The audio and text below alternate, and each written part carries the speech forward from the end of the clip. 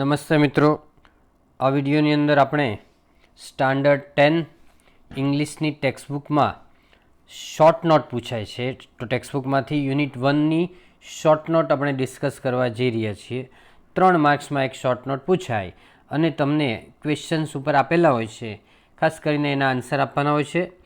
પહેલી જ આપણે યુનિટ 1 છે અગેન્સ્ટ ધ ઓડ્સ, એની પહેલી શોર્ટ નોટ જોઈએ છીએ. તાજનગર રેલવે સ્ટેશન જો તો એ કેવી રીતે શોર્ટ નોટ લખવાની છે એ હવે આપણે ડાયરેક્ટ આન્સર શરૂ કરીએ છીએ.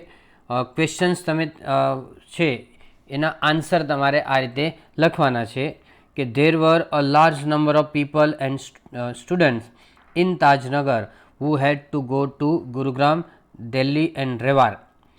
અસંખ્ય લોકો અને વિદ્યાર્થીઓ તાજનગરના હતા કે જેને રોજ ગુરુગ્રામ, દિલ્હી અને રેવાર અપડાઉન કરવું પડતું હતું.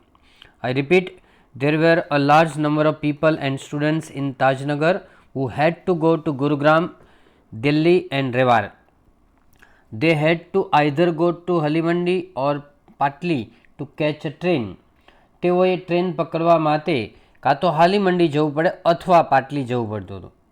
Both the stations are 6 kilometres away. બંને સ્ટેશન ગામથી 6 કિલોમીટર દૂર હતા. The railway lines passed through the village and so the people demanded a railway station there in 1982. એના ગામમાંથી રેલવે લાઇન્સ પસાર થતી હતી, રેલવેના ટ્રેક પસાર થતા હતા, તેથી ગામના લોકોએ 1982માં રેલવે સ્ટેશનની ડિમાન્ડ કરી. રેલવેનું સ્ટેશન નહોતું, ત્યાં રેલવે ઊભી નહોતી રહેતી, રેલવેના ટ્રેક પસાર થતા હતા. બટ ધ રેલવે રિફ્યુઝ, પરંતુ રેલવેએ ના પાડી. રિફ્યુઝ એટલે ઇનકાર કરવો, એને ડિનાય પણ કહેવાય, DENY. But the railways refuse saying that they did not have any funds. પરંતુ રેલવેએ આવું કહીને ના પાડી કે તેઓની પાસે ફંડ નહીં હતું, પૈસા નહીં હતા. So the villagers decided to build a station themselves. તેથી ગામના લોકોએ તેમને જાતે રેલવે સ્ટેશન બાંધવાનો નિર્ણય કર્યો હતો. ડિસાઇડ એટલે નિર્ણય કર્યો, એના પછી હંમેશા ટુ વાળું ક્રિયાપદ આવે એટલે ટુ બિલ્ડ છે. Everybody contributed according to their capacity ranging from 3,000 rupees to 75,000 rupees. દરેક વ્યક્તિએ તેમની કેપેસિટી પ્રમાણે યોગદાન આપ્યું હતું. કોન્ટ્રીબ્યુટ એટલે ફાળો આપ્યો હતો. કોઈએ 3,000થી શરૂ કરી અને 75,000 સુધીનું દાન આપ્યું હતું, એમને ફાળો આપ્યો હતો. મિનિમમ 3,000 લોકોએ આપ્યા અને મેક્સિમમ 75,000 દાન આપ્યું હતું લોકોએ. They pulled in 21 lakh rupees and built a railway station on their own. Pulled in એટલે ભેગા કર્યા હતા, કલેક્ટ કર્યા હતા. તેઓએ કેટલા રૂપિયા ભેગા કર્યા હતા? 21 લાખ રૂપિયા, એટલે 21 લાખ રૂપિયા ભેગા કર્યા અને રેલવે સ્ટેશન તેમની જાતે બાંધ્યું હતું. ઓન ધેર ઓન એટલે ઇન્ડિપેન્ડન્ટલી બાંધ્યું હતું.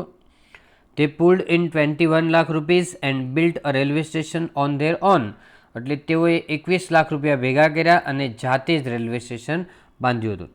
The station started operations on 7th January 2010 અને આ સ્ટેશન છે એની શરૂઆત 2010 7મી જાન્યુઆરીએ આ સ્ટેશનની શરૂઆત થઈ હતી. સ્ટેશન છે ત્યાં ટ્રેન ઊભી રહેવા લાગી અને ત્યાંથી ટ્રેનો ઊભી રહીને પછી ઉપડવા લાગી, એટલે આ સ્ટેશન છે એને કાયદેસરનું સ્ટેશન છે એ ગવર્મેન્ટ છે રેલવેવાળાએ એમને 7મી જાન્યુઆરી 2010ના દિવસે આપ્યું હતું.